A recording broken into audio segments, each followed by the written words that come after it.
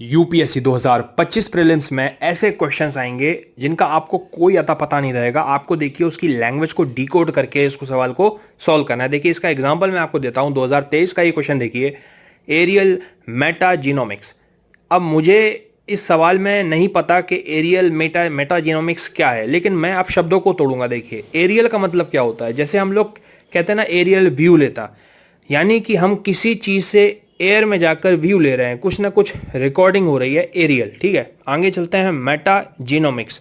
मान लीजिए मुझे मेटा के बारे में नहीं पता, लेकिन मुझे जीनोमिक्स पता है, और जीनोमिक्स में क्या निकलता है, तो जीन्स निकलता है, मतलब डीएनए के बारे में कोई बात हो रही है।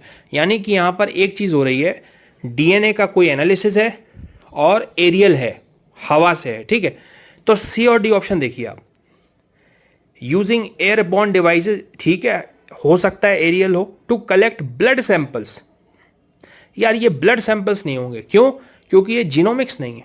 ब्लड आपका डीएनए ठीक है उसमें होता है, लेकिन डायरेक्ट ऐसा कुछ नहीं है, यानी कि सी ऑप्शन तो नहीं होगा। आप डी ऑप्शन देखिए, सेंडिंग ड्रोन्स, ठीक है भाई, हो सकता है ड्रोन से एरियल व्यू लेते हो। To inaccessible areas to collect and plants and animal sample, यार यहां पर भी ये चकमा खा गए। देखिए प्लांट और एनिमल तो नहीं बोला, डीएनए से कुछ रिलेटेड होना चाहिए, है ना।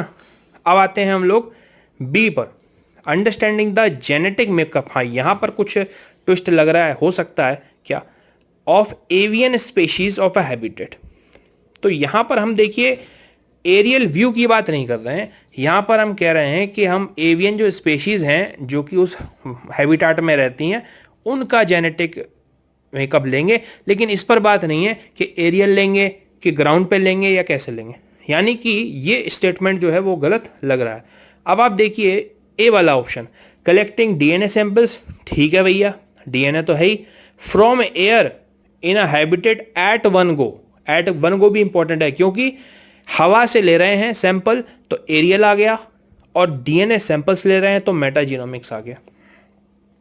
अब देखिए कितना आसान हो जाता है सवाल को सॉल्व करना ठंडे दिमाग से अगर सोचें, सिर्फ लैंग्वेज डिकोड करके सोचें। मुझे नहीं पता एरियल मेटाजीनोमिक्स क्या होता है, और ना ही उन बच्चों को पता होगा जो पहली बार इसको देखे होंगे, लेकिन फिर भी हम लैंग्वेज को डिकोड करके एक एक शब्द को तोड़कर ये पहचान सकते हैं, क्योंकि जो स्टेटमेंट्स बना रहे हैं एग्जामिनर वो भी इंसान है, और वो भी ऐसा नहीं है कि वो किसी ईश्वरीय शक्ति से ऐसा कोई स्टेटमेंट बना देंगे जो आप पहचान ना पाए। इसको ऐसे हमको अटेम्प्ट करना है 2025 में।